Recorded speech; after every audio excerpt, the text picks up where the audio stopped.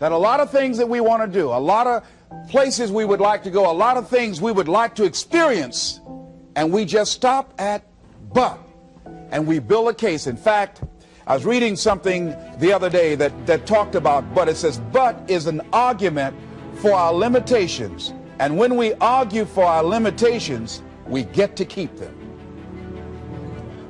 See, but will cause you to procrastinate, but will cause you to hide out behind fear, but will cause you to come up with all type of excuses that you can validate your inaction and not acting on your dream.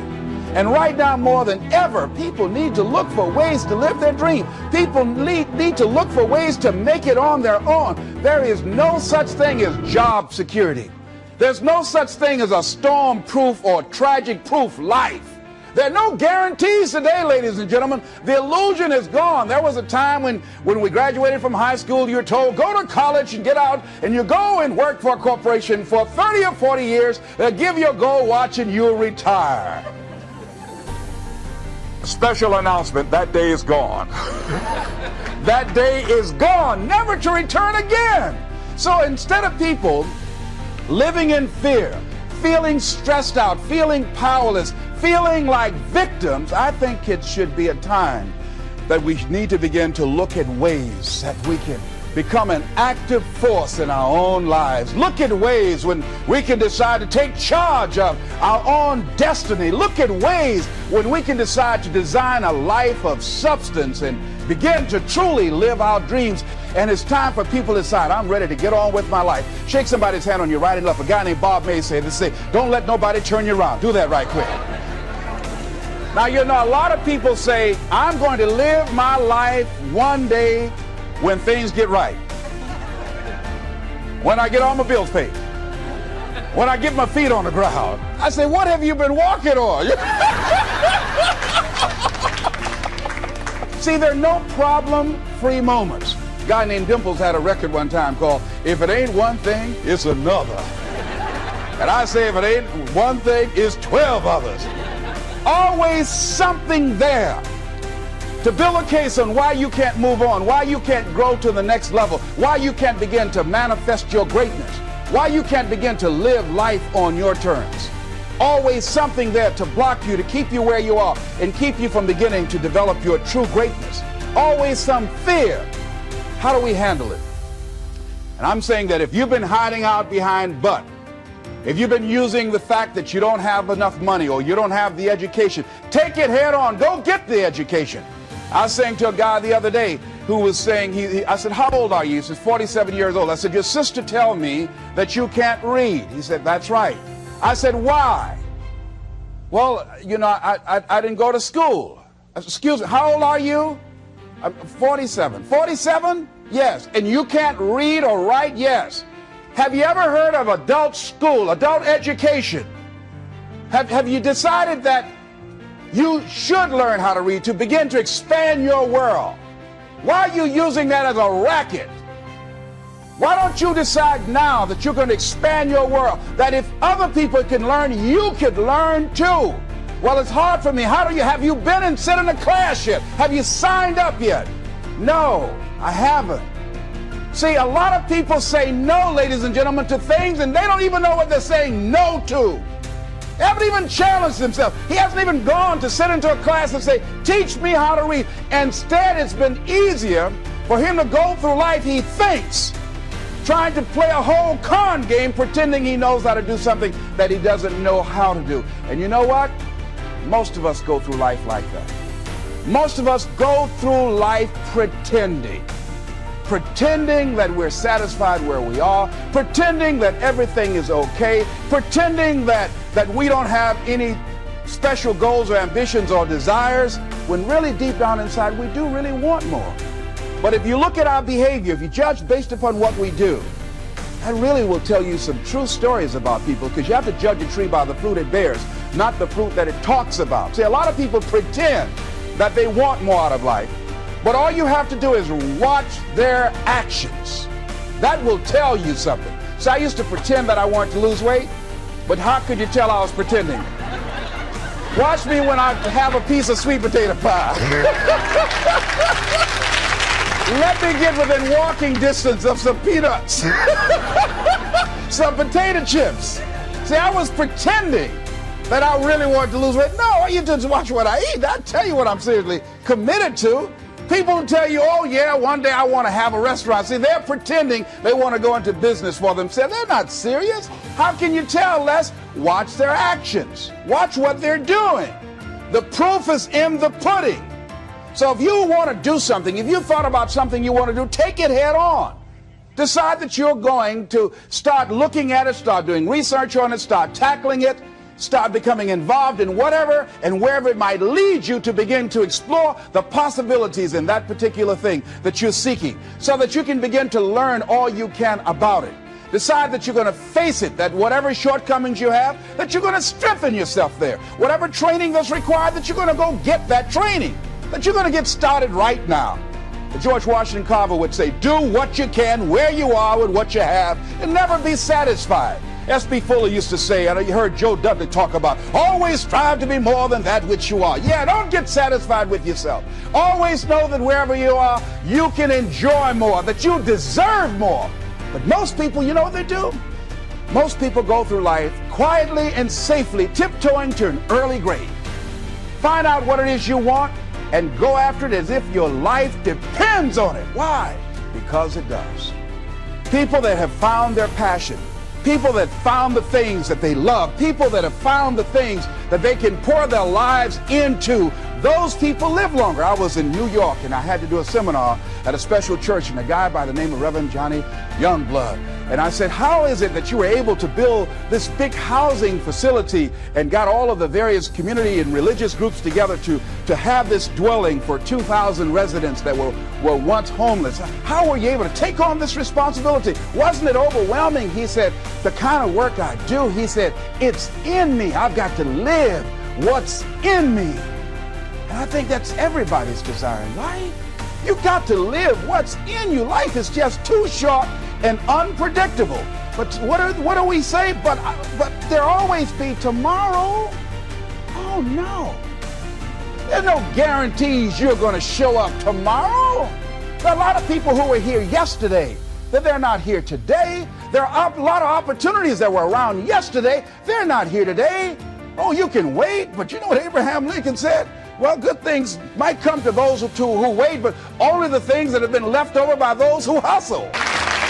So who want to go through life picking up leftovers? You deserve much more than that. The leftovers is somebody has left you. So take it head on, begin to explore it. Here's something else. Decide to do it now. Decide whatever you want to do, that you are now going to become actively involved right now, exploring the possibilities for you. That you're going to look at it and do just a little bit of it right now. When I decided to become a speaker, I didn't just quit my job and just ran out and say, I'm a motivational speaker. No. What I did was I decided to start looking at other people that were involved in the speaking profession. I volunteered to work with some speakers so that I could learn. Whatever you want to do, get your feet wet. Gain some experience doing some volunteer work in the area and find out whether or not this thing you want to do will fit for you. A friend of mine told me he wanted to have a restaurant. I said, have you ever operated a restaurant before? He said, no. I said, well, really, you don't even know if you want one. I said, what's your expertise? What do you bring to the table? He said, I can cook real good. I said, well, what about the management side? What about the business part of the restaurant? You're not going to be cooking all the time. Somebody's got to receive the money. Who's going to manage the personnel? He said, you got it right. You got a point there. So this guy got a job in a restaurant in the evening time on a part-time basis. After doing that for a while, he said, you know what? I think I just want to be a chef. He said, after working there, people didn't show up to work. He said, it's hard to find the help. People weren't responsible. The headaches, the guests were just giving him problems day in and day out. They weren't ever satisfied. He said, no, I just think I'll stick to cooking. See, you got to find out what fits for you. Because you might decide that after you go up in there and examine it and experience it and get some experience under your belt on it, well, you say, this is really not what I want. This does not fit for me. So decide that you're going to do that. Now, John H. Johnson said something that's very important. He said, there's no defense against an excellence that meets a pressing public need.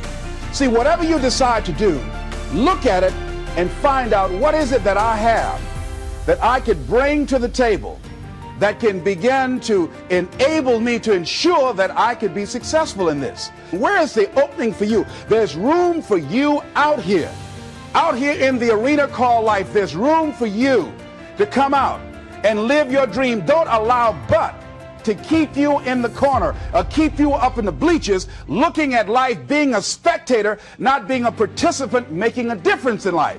I believe that all of us came here with something. All of us showed up to give something, and that nobody's going to give that service that you have to give. No one's going to produce your product.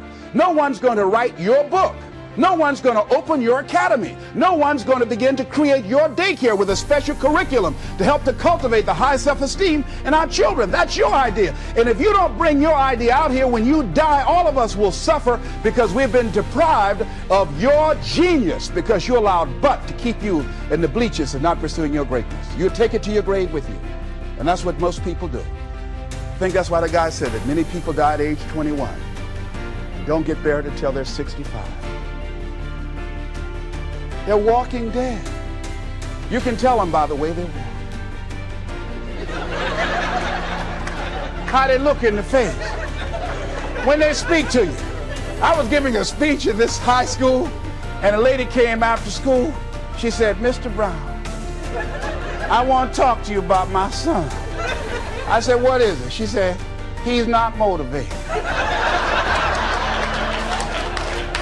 I said, "I wonder why." You got to have energy, ladies and gentlemen.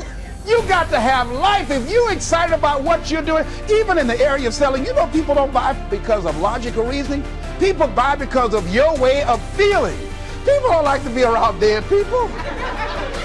No, let the dead bury the dead. No, keep them away from you before they grab you and want to hold on to you or something. So the fact that whatever you do, you want to be excited about it. You want to have the kind of excitement that is so contagious that people want to be around you. Because whatever you're doing, whatever you talk to people about, this particular idea that you have, they're looking at you and they want to know, do you believe it? And are you the kind of person they want to be in business with? And if you're not positive, if you're not energetic, if you're not fired up about it, how can you expect anybody else to be fired up about your idea? Am I right?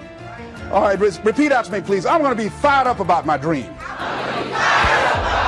I'm going to go at it with everything I got. Shake somebody's hand on your right and left and say, "You got what it takes." There are a lot of people who say, "But I tried once or twice and it didn't work out." And so they use that as an excuse not to ever come out again. Guy said, if at first you don't succeed, you're running about average. So if you have come out here with an idea and it didn't work out 2 or 3 times, well, that's all right. You're running about average. You know, I heard something, a jarring question. It says, why is it that people prefer known hells to unknown heavens? You know why? Because it's comfortable, ladies and gentlemen. I remember I was in a service once, and I heard Dr. Johnny Coleman give this example. She talked about a man who had been captured behind the enemy lines in a war and was sentenced to be killed or another option. The captain said to the guy, "Listen," he said, "tomorrow morning at 6 o'clock, you can face the firing squad, or you can go out this door over here." And the guy said, "What's out the door?" He said, "No one knows. All we can tell you is just unknown horrors." He thought, and the next morning he selected the firing squad. After the shots rang out, the captain's secretary said, "What's beyond that door?" And he said, "Freedom." But very few people would select to do it because it's unknown. See, a lot of people never live their dreams. A lot of people never do the things they want to do. A lot of people stay on jobs where they're miserable. I read an article called, "Is Your Job Making You Sick?" A lot of people, some of y'all know about that already here. So go on and say amen, it's all right. That one lady told me, she said, when I used to go to work, she said, when I stepped in the door, it felt like a refrigerator dropped on my shoulders. How many of y'all understand that kind of feeling? They were miserable, just hated to go after 60 minutes on Sunday afternoon. Or come Monday morning, my head used to throb. I just couldn't take it. Didn't want to go sometimes just for the heck of it. I just drive on by. Whew, I used to hate to go to work. Many of us choose an active living death. Many of us are walking dead. The walking dead. That we're not doing what we want to do. Many of us stay in relationships where we're dying together rather than growing and expanding and living together. We're miserable, but because we don't have the courage to see ourselves beyond that relationship that has turned toxic, we go through life living dead people. And then you can always tell couples that have been together for a little while. Go in a restaurant, the ones sitting side by side, giggling and talking to each other, feeding each other with their fork and spoon, they just got together for 1 week. You see them in the car, they're sitting all up each other, hugging and slugging. Oh, they've been together about 3 days, all right? But if you see people sitting in a restaurant, see a couple, and they're sitting in front of each other. Takes so long for this food, I wonder when they're going to hurry up. Those are the married ones. But what if I know people have been married for years, living in 2 separate rooms, sleeping in 2 separate beds? Well, it's cheaper to keep it. Not necessarily. It's according to the price you want to pay. See, the price of peace of mind, the price of living the truth, of being honest with yourself and say, wait a minute, it's got to be more than this. So you've got to decide, wait.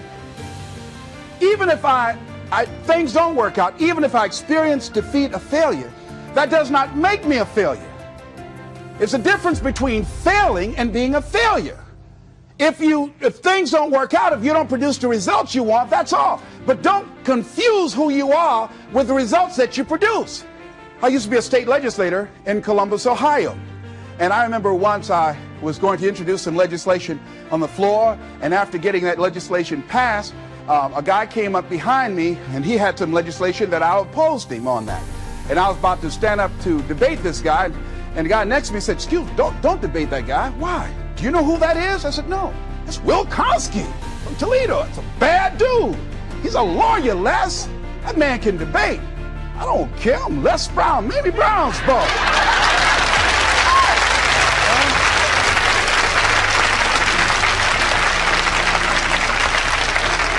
So I raised my hand, Mr. Speaker. He said, the gentleman from the 29th House District? I said, yes, sir. To tell the gentleman I'd like to take him on. Challenge him on this legislation. He said, Will Kosky said, I would more than like to, Mr. Speaker. Everybody would say, whoa. I asked him some questions. He responded. I say, I wonder why I asked that man that question. Will Kosky wore me out.